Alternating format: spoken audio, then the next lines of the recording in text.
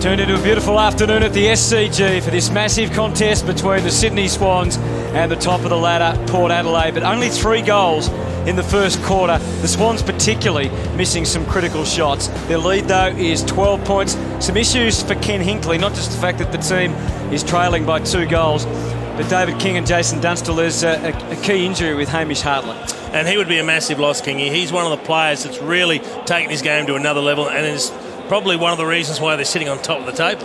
Well, he's one of their prime movers in the midfield. He's all class. His ball use will be sorely missed. Look at that. Just caught the back of Hanbury's heel as he comes down here. You can just see that right foot just rolls out. Now, we're not quite sure how severe that is at the moment. Look bad as he's going off. Often you can get an injection in there, Jason, come back and... well, hopefully it's just a bad sprain. Yeah. That's the absolute best result. This is what's missing. This is the Port Adelaide we've come to know in 2013 and 14. Their counter-attack, out of their back line, out of their defensive 50 in particular. You can see from a kick out here, they take some risks. They play on, they run and gun. That's Impey down the wing. He's got speed. He's looking for his midfielders to get forward of their opponents. The Swans defensively immediately got goal side and shut that play down. Good play from Teddy Richards to eventually get a lucky free kick. But they want to play at speed, we know that. They're the #1 team at counter-attack from defensive 50, Port Adelaide. But today, they've had 18 opportunities to go coast to coast and have not scored once. As we said, #1, going one end of the ground to the other through the course of this season. 18 opportunities, Jace, for no scores. That's why this becomes important. Sydney are disciplined. They want to play man-on-man. They want to deny their opponents any luxuries. I think Ken Hinkley is just about to join Cam Mooney. So we'll head down the boundary side now. Thanks, Chase. Kenny, you spent a little bit of extra time with them then. Can you give us a quick insight what's going on? Oh, yeah, look, we think Sydney just had hold of us a little bit, Moons, to be fair. They were putting us under a bit of pressure in tight, and we didn't quite handle it. We expect that from them, though. They're a really experienced side. We've got to learn to cope with that. I'm sure we'll do better this quarter. Hamish Hartlett, okay? Yeah, he just rolled his ankle. We've done about 5 in the last 3 or 4 weeks. We'll see how he goes. Thanks, mate. Has been an issue for them, the ankles. It has been. It has been. Good appraisal, though. He said they got a hold of us. And that last kick that we saw on the vision is the one they don't want. They're getting forced into that long kick instead of being able to hit the lead-up target that they like to do, Port Adelaide. Lobie and Derricks then to get into it again at the start of this second quarter. And away they go through Bokany, but so early hands, although that's not a great handball. Made it tough for Gray. Lobie's follow-up work was outstanding. They're into the 50. Matty White on the merry-go-round. Quick kick from Broadbent to full forward. From the side, Gray's everywhere. Monfries, that's what he's got to do. That is exactly what he's got to do. Monfries kicks Port's second goal, and we were discussing this, Jason, off air I think it was, about Monfries playing the defensive role on Malcheski, but he's got to do more than just that. And I reckon on this occasion, Heath Shaw's the man that had responsibility for him, and he gets caught following the ball and losing track of where his opponent is. You could just see him starting to look around going, where's my bloke? Well, he's actually getting the ball and kicking the goal. So if you're going to follow the ball, you've got to impact it. He didn't, and Monfries takes advantage of it. Angus Monfries is one of those Port players who's had troubles with an ankle. Was off for 3 weeks with a hamstring and then came back and played, and then was off for another couple of weeks with the ankle issue. But he's back out there today and kicking Port Adelaide's first goal of the second quarter. They're back within 6. Kieran Jack. Impey versus Jetta. Here comes Buddy Franklin. Now Parker from just outside 50. Swift response, but it's only a minor score. These centre bounces are so important at the City Cricket Ground. You get really good territory almost immediately. It's a scoring zone. As soon as you can get a positive possession chain going there, really required a better finish there from Parker, who's had also a sensational season. So Kane Corns kicking in for Port. Asked a fair bit out there of Ollie Wines, surrounded by Swans. Yeah, it's a poor option, isn't it? Franklin dabs it into the pocket for Cunningham.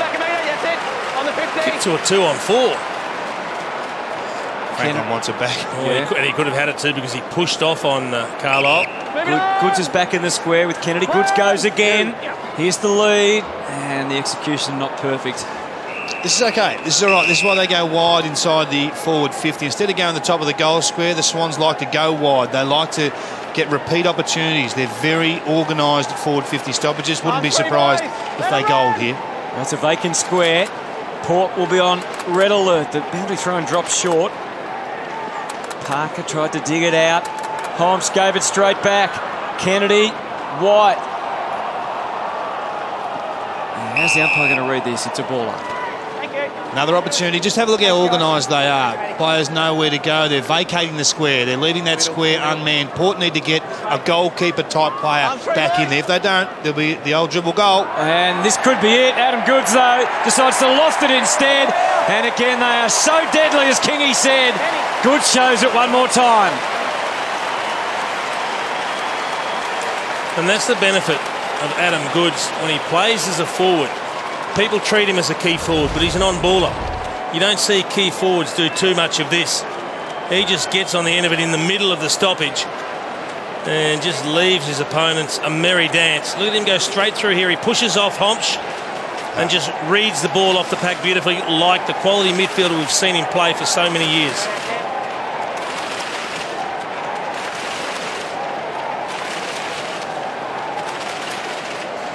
Oh, he's been everything over the years, hasn't he? A key forward, he's been a ruckman, been a ruck rover, played on the wing, even in defence at times, and he's still doing it all these years later. You know, Homsch didn't do that much wrong. He was goal side, he had touch and feel on him, but Goods was just too clever at the stoppage to push off at the right time and get a yard's break. I can't remember the last All-Australian ruckman to play a small forward role a few years later, Jace, but they've only scored the 3 goals, Sydney, 2 of them from forward 50 stoppages. Just shows how damaging they are. Boak, brilliant effort there from Cunningham. Used his pace in a defensive action. Monfries comes through. Lobie just hacking it forward. Smith, and they'll repel through Richards. So they spread it wide for Rampy. And decides to handball to Lloyd. He looks back towards his defensive goal and ends up screwing it around the corner somewhat haphazardly. Now Mitchell contained it well. Clever. Ebert into the 50. And Boak will have the shot for goal. Well, no, he won't. Squared it up. That's a good option. And Broadbent will have the shot for goal. You've got to go back and kick this now. They did that really well. They forced the turnover on the wing because Sydney had nothing. Port had the numbers coming out first towards the wing side, and when Sydney were forced to go up the line with a quick kick, they were outnumbered. Port got the quick turnover, and then you always have those options, loose players in the attacking 50. Well, he's their equal #1 rebounding defender, Matthew Broadbent. Only 1 goal for the year. Can he kick his second from 35 metres out? That's disappointing. See, that really closes the gap if he kicks that, and they would have felt a lot better about themselves, Port Adelaide. A lot of this is a mental battle for them as well. Nick Smith with the outstretched hands, takes the mark. Margin back to 12. Heaves it onto the wing. Cunningham takes it, growing in confidence, this young man. They're out. If they can get this ball quickly forward, you've got Parker running free. Well, Buddy's one-on-one inside 50 with Carlisle at the moment. If it gets that far, and it will, he couldn't take the mark, and Carlisle had the last say. Is it out yet? Not quite. Franklin comes again. Bird, the outside of the boot. Pittard. Some rare liberty. Did not look at all. He actually had a little bit of space and time. Yeah, that was get it out of my area as quick as I possibly can. Well, he's done that. Then Rampy fumble. Wingard can put it over the top. Great. And Angus Monfries can stroll into goal for his second of the quarter, his second of the game. And it's back to a goal of difference again. Well, that was just one of the biggest errors I've seen in an uncontested situation. It was just the moment got to him. I think it was Rampy in the middle of the ground. He tried to get to that ball on its first bounce and just fell short. It was a good kick in the end. It was a bit of a speculator, get it out of my area, as you said, Jace, but this ball just ran a fraction from Rampy. He couldn't quite get his hands on it. Oh, wow. And Wingard, he's always there. He always makes you pay. He just turns up at the right time week in, week out.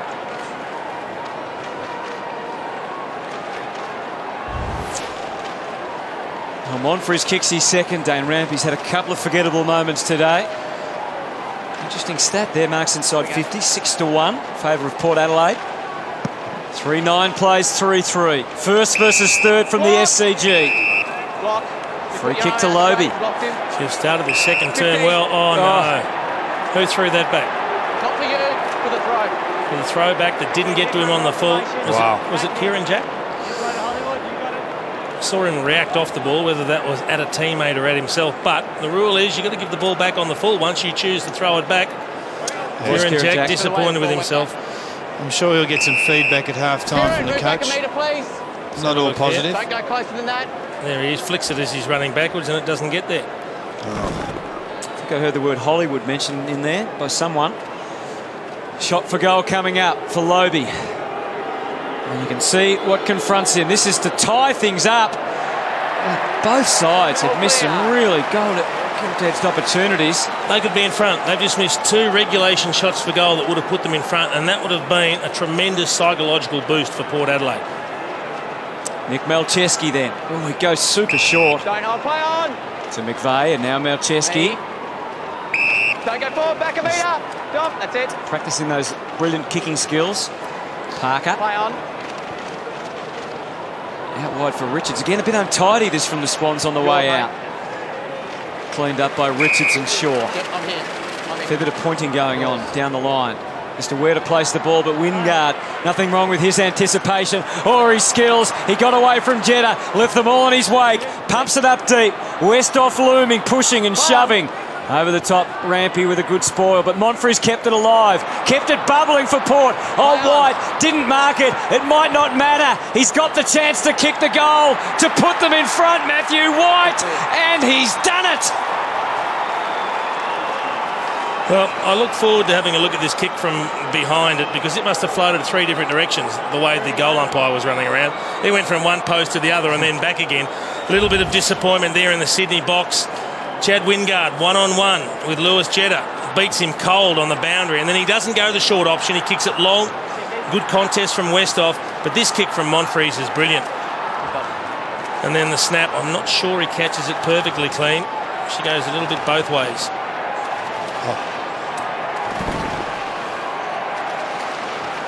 Been a goal kicker for them since he got there, hasn't he? Matty White, been a great pickup. Arguably the pickup of the year. 5 times he's kicked multiple goals this season. And they're winning the contested possessions now. And they've got some confidence suddenly. Both they're storming forward. Wingard feeding it out. Here he is again. Matty White on the fly. And he's kicked another goal. Another tumbler. Neither of them pretty, but they are beautiful for Port Adelaide. Right, now Kingy. The response from Sydney. Well, this has been fantastic by Port. Their leaders have gone in the middle. Hartlett's down. We'll get to Moons in a moment. Wingard's gone to the middle. He's had an impact. Gray's gone to the middle. He's lurking and looming.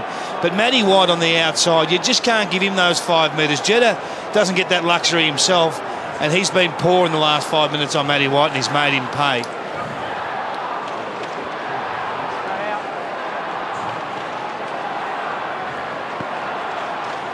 Well, good news down here, guys. Hamish Hartlett, as we just see here on the boundary line, looks to be okay, and he's about to come back on. Yeah, we've seen a number of Port players, as we said, suffer those ankle injuries, but on most of the occasions, they've been able to come back on during the actual game. Robbie Gray again. He's been fantastic the last 5 minutes, Hutto. He's the one that's got them going out the middle. His 10th disposal coming up. Just got a good lead from Westhoff. And he kicked it into the space in front of him. Westhoff went to ground. So once he didn't take the mark, he was out of it, but he's back in it now. Used all of his exertion there and went to ground eventually. Impey having trouble containing it, but Gray able to feed it back. Pittard, Corns. A fair bit of fumbling in this passage of play, but no damage done. At least not yet. Strange kick. Cunningham and now Laidler. Trengove hits hard back the other way. Parker to Lloyd. What's the resources like in the 50? Franklin deep. That should. Is that 50? Wow. Comes back to Parker. Some confusion reigning there for the players. Impey, Cassisi again. Adam Goods gave him a little inch. He took it and he's kicked it again. Adam Goods. He's still doing it at 34.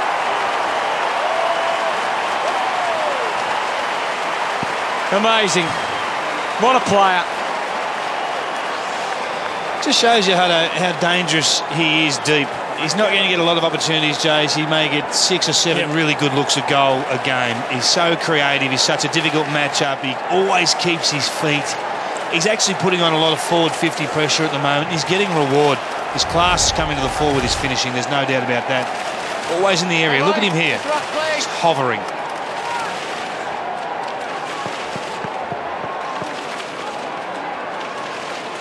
That's taking your chances when they come. It's a great finish. All of a sudden, a couple of those misses from Port look really bad now. Here we go. They could have opened up a bit of a break. It's almost a goal against the run of play. 418 goals in his brilliant career. Here's Robbie Gray. Not just today, he's having an outstanding season. But it's coming back, and it's coming back quickly. Bird, the fast-moving Jack, Kennedy, Gray, late tackles as well. And he did force the turnover. Now here's Derricks. He was told to keep it simple earlier. Should have been gone. Hasn't listened to the advice. Robbie Gray again. He's Robbie Gray's last 10 minutes, guy. Absolutely outstanding. Talking to Kenny Hinkley before the game, I said, you know, how deep does your midfield run? He goes, people forget I can put Robbie Gray and Wingard in there at any time I want. Broadbent searching for Schultz, and that's a good result. Well, that's been an asset that he's used today. And look at the clearances at the moment. It's 5-1 out of the middle, and Robbie Gray has had 3 of those, and the ruckman has been given 2 free kicks for the other 2. So it just shows you exactly what you're talking about, Moons, the versatility Ken Hinkley has. Trengove to Jack, who's going to be clipped by Boak, so he just rushed the kick, and Homsch takes the mark. Off to Jonas. He has to search wide again for Schultz. He nearly held on. Wingard, Kennedy, Richards. He's gone. See what Port have been able to do? They've nailed Josh Kennedy with a couple of great tackles, and he normally is strong enough to get his arms free, shoot out the hand pass. He's had the 9 possessions, but not getting a lot of freedom in terms of his use of the footy. Trengove to Wingard again. Maybe cop some high contact. So they need a lift from a couple of their midfielders. This quarter, Dan Hanbury yet to get a possession. He's the one that, for me, is the barometer with the Sydney Swans. When he's playing good football, their overlap seems to work. Their good handball from congestion seems to work. 0 disposals, 0 impact in the second term. Got Kane Corn shadowing him. And Kane Corns himself has only had 3 disposals. You know it's a hard tag when Kane Corns only has a handful of disposals. Here he goes. Sure, but are they out? Not yet. Pittard as they line up the Port players. Again, keeping your feet, so difficult but so vital in these conditions. Numbers everywhere. Boak, clean enough. Wines. Play on, play on, play on! Shaw, McVeigh. You. Yes. Adventurous handball really under the circumstances for the Geez, they have Swans. to invent something here. Buddy, we know he's only got one side to head. Richards, he knew that too. Goods called upon. Couldn't mark. There's virtually no players between where this action is on the wing and the Swans' goal. Gee, he recovered well, Homsch, then. He beat Luke Parker back to the loose ball. Good strength, good speed off the mark. This is where they like to make the ground bigger. They like to spread laterally, get to the extremities of the ground, you can see here, and then get their running game going. Use the uncontested marks. Got Mitchell out in the wing. They've got an overlap at half forward. Looks to be Broadbent. Just hung in the air too long, that one. Took their advantage away. But look at Hartlett running through the middle here. You can see them getting on their bike cutter. It's extreme width here, isn't it? So it's interesting to see how they actually handle that and turn that advantage you're talking about into scores. Well, it's done by design. These sorts of things don't happen by fluke. They are random plays if you look at them in isolation, but the players run to a position. They know where they're going. It's just so slow in transition there that it didn't work for them on that occasion. Here's a look from behind as Port are able to generate something, and it's White again, orchestrating the move to full forward. Monfries in amongst 3 Swans. Hartlett back out there, moving fairly gingerly, it has to be said, but the ball's out of bounds. Kingy, just to go back onto your point, we spoke at the start of the game, didn't we, about this ground almost being the perfect ground for Port Adelaide. They can spread the opposition out, then start picking the holes through the gaps. And it's also, from an attacking point of view, we know how short it is, coast to coast. We know how great they are as well. Lobie and Derricks again entwined in battle. Robbie Gray. I'd love to have McGlynn to be able to put onto someone like Robbie Gray at the moment, but he's out of the team. Trengove now, as he dived on that ball. Well, it's out anyway. Kennedy, he got the word from Reid, who looked up and saw absolutely nothing. A blank screen. Handballed it back for Jetta. Kicks to the 1-on-2. They can hold it in. Cunningham, he'll have done a mighty job, and he has done a good job. They just stay a move ahead, though, Port Adelaide. Jonas feeding Pittard, looking this side of the ground, searching, hunting. Again, nothing for him either. Didn't really kick to the advantage of his teammate. Trengove did well. Shaw did better. Towards the line. Fed back from Grundy. Derricks, the big ruckman, gets the handball away this time. They trail by a point, the Swans. Kick goes into half forward. He's a hard man to move, is Kennedy. Oh, and he got one in the back. Gee, that's a silly free kick to give away, that one. Moons, at ground level, just your opinion on this. The Swans look like they're starting to labour here. They're not covering the ground as effectively as we saw earlier. I just wonder whether this Port Power running capability is starting to take its toll. Oh, Sam Reid, timely grab. Had his name all over it. Had the run and jump straight over the top of the two that were involved in a one-on-one contest. He was always going to claim that one, Sam Reid, but it's going to take a pretty special kick from this angle. Well, Kingy, just back onto your point, I mean, we've seen, doesn't matter what team it is, we've seen Port Adelaide do that to teams, so it's no surprise that we are seeing them fatigue a little bit at the moment, Sydney. 3 goals last week, unable to contribute a major there, Sam Reid, and the Swans and Port Adelaide are now all tied up, but they've got there in very different ways. 4-10 plays 5-4. Straight over the top with Carlisle and Franklin, and I reckon that'd gladden the hearts of the Sydney supporters to see Sam Reid back grabbing the ball cleanly like that. So they're trying to get out by hand here, which is fraught with danger. Good pressure. It's their game, Jace. Get in that forward 50, lock it in, fight and scrap, and the leaders do it. That's what I love about the Sydney Swans.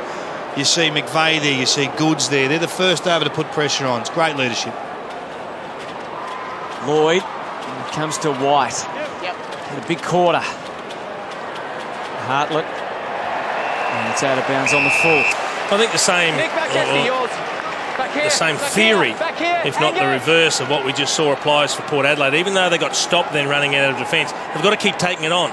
You've got to be prepared to make a few mistakes and keep playing your brand of footy. And Malcheski kicks it long into the forward line. Franklin can't get any real clear runs at it. Again, it's Gray, Broadbent and Ebert. Great collaboration. And Port back to the wing to Schultz. And again, very acceptable. The ball in the back.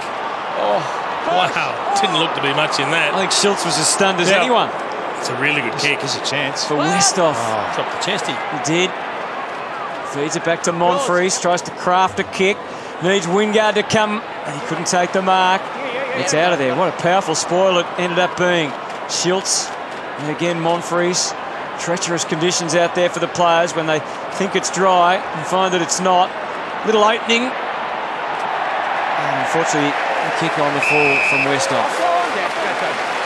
Just saw the slot, thought he could get through it. Turns out he couldn't. See, the heat's still on. They're working hard both sides for every possession. Port Adelaide dropping just 1 game so far this year. That was on the road against North Melbourne that Eddie had. But this their biggest challenge. High contact. Again, it's White to Ebert. The quick play on again. On the rush again. Just missed him. Set it up into the 50, but was really in nowhere as far as a Port player was concerned. Malcheski. If Reid runs here. Play on. He's called play on. He hasn't heard it. Clearly, I think he marked it because Homps thought he marked it. Parker thinks he did. He fumbled the ball, but I'm not sure that it actually hit the ground in between fumbles. He can't believe it. I reckon he probably took it at the second grab, but the umpire thought it actually hit the ground, so we get a good look at it here. Oh, no, I can see why he didn't pay. That's a good decision by the umpire, I reckon.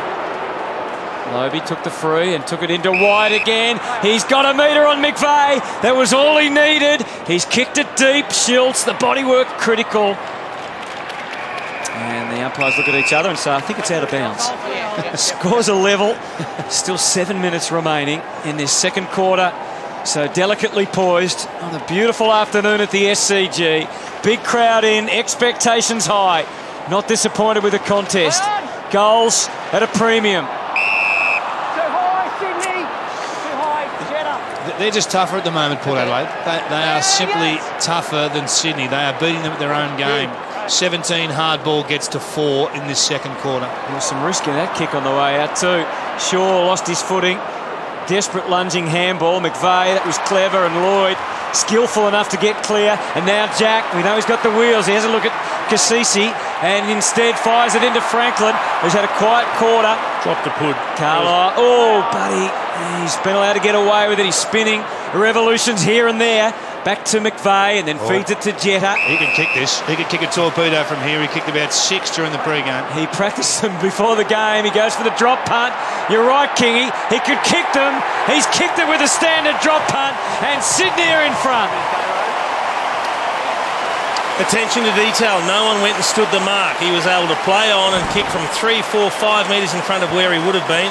Was this a free kick for in the back or head contact? Probably. The Malachi crunch. Probably, but anyway, got allowed to play on. Have a look. He would have had to kick that from another, at least 5 metres further out. But you cannot let players that are on the edge of their kicking distance actually play on like that.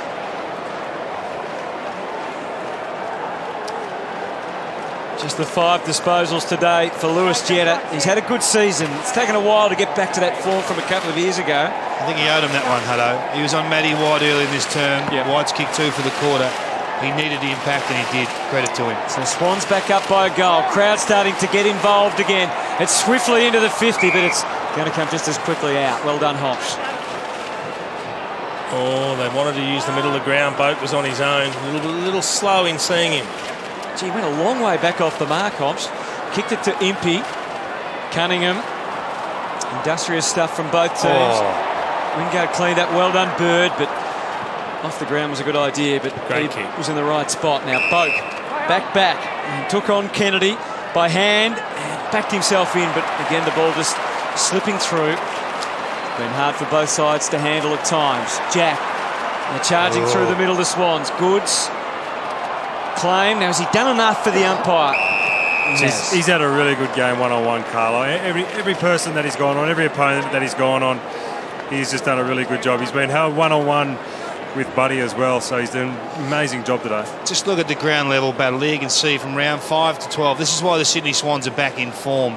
Differential versus their opponents. That's hard ball gets and loose ball gets. Plus 143, which is double the advantage of the second-ranked team and quadruple the advantage of the 3rd and 4th and 5th. Port Adelaide are a break even, but today they find themselves 9 in front. That is a huge win, and it's all been the second term. Reid doing a marvellous job there. Tracked it all the way. Jack, high ball. Franklin, can he sort himself out in time? No, he couldn't. He has to get a free kick for that at some stage, doesn't he, Jack? He's not enjoying the 1 against 2, is he, Buddy Franklin? And Sydney aren't helping him out with the kicks. He's just getting worked off by his opponent while the loose comes back and takes the mark. The absence of Tippett is glaring, isn't it, when they go forward? Well, they become one-dimensional. What does that mean as far as Sam Reid is concerned about what he has to do? Well, he's got to present more. He's got to put himself in that position to receive more kicks. Now Buddy gets a rare opportunity with some space.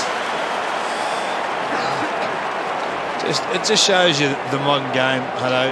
You just cannot turn the ball over exiting your back 50. Swans have kicked 2 goals from forward 50 stoppages and 3 goals too from intercepting the ball in their forward 50. Now that is their score. In a nutshell, that is their game. They're about to get another possible goal here from that sort of play. Fantastic defence. Buddy Franklin, 3 behind so far. Make it 4. Memories of 2 goals, 7 a few weeks ago. He's just warming up. Just finding the lines. Still could finish with half a dozen. Well, that's it. You look at the positive. He's already had 4 shots at goal. We're not at half-time yet. Swans have had 16 scoring shots to 9, yet the inside 50 count is level. Pittard prepared to take a bit of a gamble, and it's going to come off. Ebert has 2 went to ground. Mitchell can carry it through the middle. He can give it back to Ebert. One more handball. No, he decides to pass. He had a plethora of options, and he chose Jay Schultz. I love the way Ebert just made that up as he was going. He gave the hand pass, he got it back, and a lot of players would have been tempted to go for goal. There was an open goal square from 50, but it was a simple little chip to the leading Schultz, who's your best goal kicker, a beautiful set shot. It was the percentage play. You'd hit that target with the little chip kick more often than you'd kick the 50-metre goal on the run. So Jay Schultz with 1 goal to his name. Just doesn't miss. You can add another. What an outstanding player he is. 7 years at Richmond and his 5th season at Port Adelaide. He's kicked 188 goals as it is now. Well, this is the Hinkley theory. Regardless of whether you have momentum or not, if the opposition's got it, we go double green. We go as fast as we possibly can. We maximise our running advantage. It may not work in the short term, but eventually it will play a part in the game, and the Swans couldn't go with them on that occasion. That's their 2nd goal, going coast to coast for the game.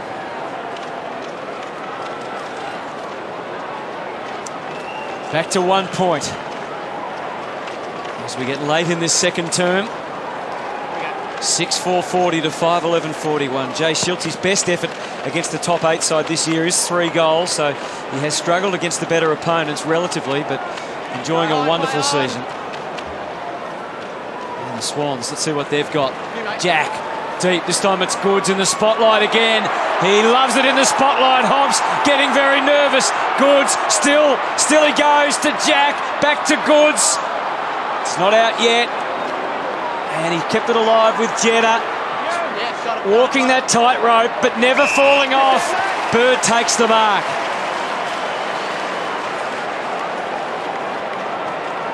Now, Craig Bird can kick a decent distance. Can he kick it accurately on a day like today? He goes out wide to try and give himself a bit more leverage. Didn't hit it. Homsch takes it out of bounds. Love the way Jack Homsch didn't panic. One-on-one with Adam Goods. He didn't go too far and give away the free kick. He stayed in the contest. He stayed on Goods and he halved it. Did very well. Back into play. Oh, poor throw in. Well short. Parker tried to give it to Jack. Now it's Mitchell. Straight it's out in the full. Well, that's a panic kick. But that throw-in could easily have resulted in a direct goal to Sydney. Was it almost short enough to recall? I think so. Fortunately, it didn't result in a goal. And the pass was aimed at Lloyd. That's beaten everyone. It has. Laidler. Humphries just withdrew the tackle at the right moment. Bird again. Corns. Cunningham. Richards. Smith. Finally, it goes back the other way. Oh, it's a big kick too. Pittard and Reid. Minor score.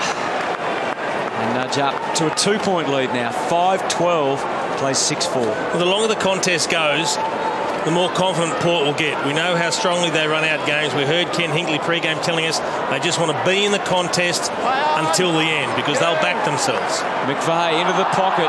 Reid manhandled by Carlisle. Oh, it's Adam Goods again. Adam Goods again. What a star. Well, that is a great burst from Adam Goods in this second term. He's kicked 3 goals. But Port Adelaide will have an inquisition over this. They had 2-on-1. They had Pittard and Homsch, I think, was the other one. You ever look when this kick comes into Adam Goods, how does he get over the back of 2 of them? Gee, a little bit soft from Jasper Pittard. He had to be stronger over the footy and he had to at least shield the body of Goods.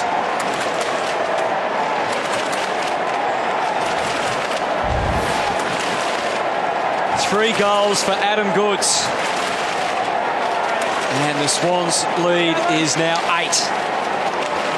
A minute and a half before the major break.